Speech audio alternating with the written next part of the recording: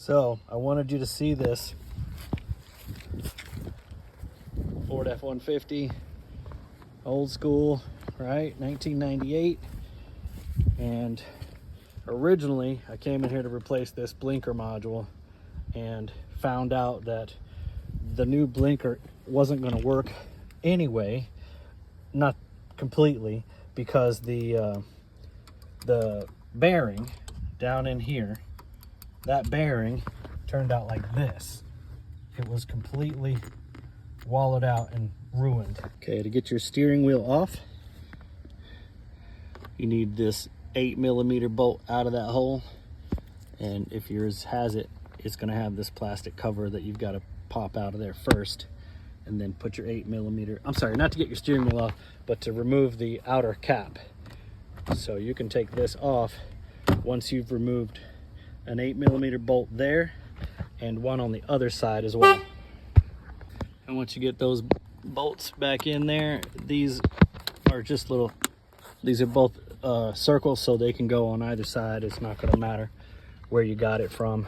This is a good thing to point out, is this lower steering column cover goes underneath here, under there, and it slides into place right there. Okay, however, yeah, and you got to be careful with that that pesky little wire, because you can make the chime start going off. Anyhow, what I wanted to point out is you have a screw here and a screw there. This one goes into a permanent spot on the steering column, this one right here. So you can tighten this lower one in with one screw, and it'll wait there while you then come and tighten down that one and that one, which come from the top, right? They go down, this one and that one go into the bottom here and up here. Now this is going to be a standard Phillips screw, and you're going to have the one here, one up there, and one on the other side as you go in the bottom of the steering column here. But like I said, if you get this one screw in place, it will hold the lower piece in place where it needs to be, so that then you can tighten in this other screw to the top portion and this other screw to the top portion as well. So I bought a new bearing. Now I've loaded the bearing, the little shield that goes on the bearing, and the spring here, and the upper, I don't know, it's like a spacer that holds the spring centered, and it keeps it compressed.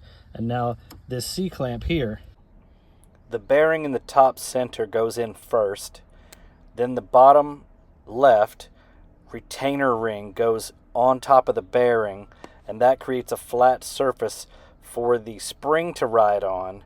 Then the top left is that spacer I was talking about. That goes on last, right before that C-clamp that holds everything in place.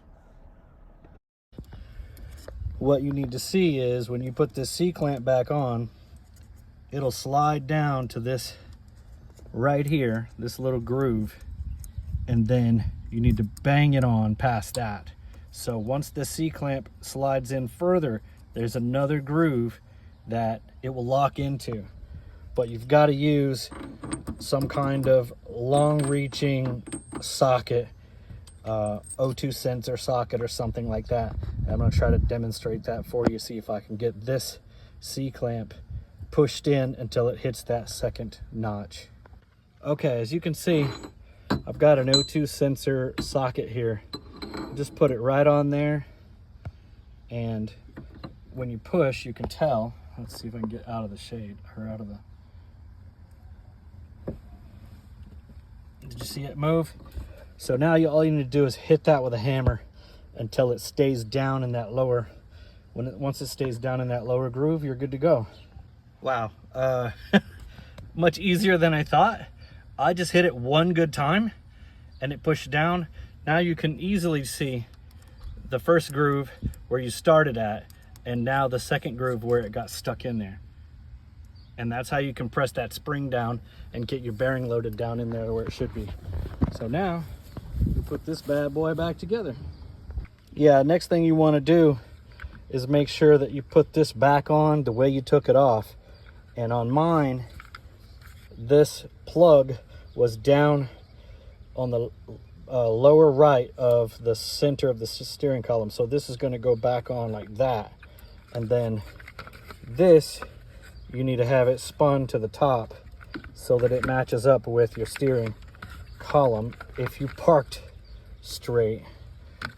Now, I didn't unplug all this, but down here, I pulled this whole mechanism here forward so that I could reach this up high enough or forward enough to go on the front of the steering column here.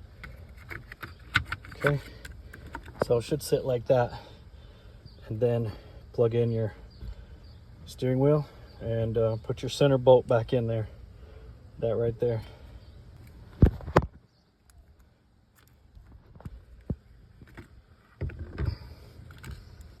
Something like that. Okay, tighten that down, and then go to plug in my centerpiece of the steering wheel like that. When you get ready to put your key ignition back in, you got to remember, if this came loose, this little piece, it actually slides right in there and lets you know that your key is in the ignition and your door is open, right? So that's got to go back on, but I got to get this out of the way first. That black ring around the ignition is going to come through this, and it'll keep this from being able to be removed from the steering column. So you need to get your ignition out, and the way you do that is you turn your key to the on position, and then down here there's a little hole that you push.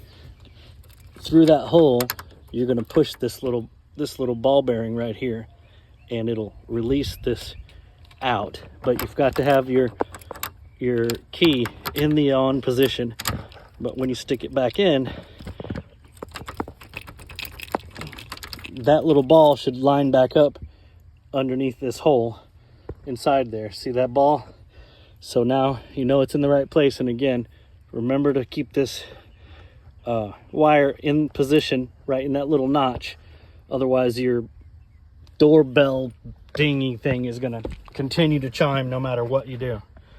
And if you did it right, and that wire is where it should be, you can take your key out and your doorbell chime will not be going on. So I figure I'll demonstrate, since I went ahead and put my ignition in, but I need it out of the way so that I can put this plastic cover on. If you turn this to the on position, then you reach inside that hole. You'll have to fish around in there until you find it, but you should hit it, and then that will release the ignition, so that now you can wiggle this down until it's in place right there. And that's the moment where you want to make sure that little wire is still clipped in that little groove in the side of the ignition. And now you just need to line up the bottom with the top so there's a flush, everything sits flush here on both sides. Okay, and then you can put your last two screws in. One goes here, the other one goes on this side. And if you hold the top down, when you push up on the screw, you won't separate the top and the bottom as you screw it in. Then you go back in there, key out, everything's good. Now, if you've got the same problem, this right here, when you push up and down, It's really not moving now. And before, this was shifting pretty good, and you could hear it when you turn. You could hear a good grinding, clanking sound inside there. But now with the new bearing, it's all gone. Okay, if all you did was take the steering wheel off and exchange that bearing, then all you're gonna have left to do is to put on this cover that goes back over the top. Just make sure you get it behind this lever and your ignition, and it should rest right in there and then pop into place right there.